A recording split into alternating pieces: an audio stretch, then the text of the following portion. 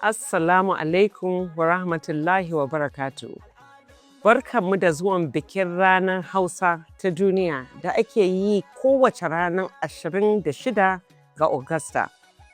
Kuma kowace shekara a wannan ma za a yi gwagwarmaya ta biki. Biki daban-daban a ƙasashen duniya na al'adun Hausawa. Kuma za a yi babban taro a fadan Hausa a birnin Daura. Godiya muke mai girma shugaban Najeriya, President Bola Ahmed Tinubu, GCFR, saboda taron al'adu da yawan buɗe ido da kuma kawo arzikin da yake a Najeriya.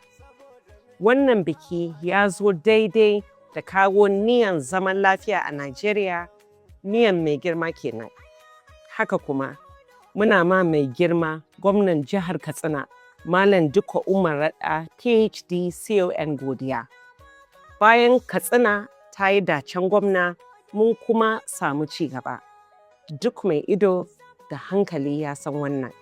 Ina taya al'ummar Hausawa, wanda ni ma ɗaya daga cikinmu ce, da dukkan masu magana da harshen Hausa, mu wajen miliyan 200 munna. Ina mana munnar ranar Hausa ta duniya da ake yi a kowace 26 ga Agusta. Mu haɗu da ku a birnin Daura. Ni ce taku, Barista Hannatu Musa, Ministar Al'ada da Buɗe Ido da Tattalin Arzikin Ƙire-ƙire ta Najeriya. Na gode. Wa salam.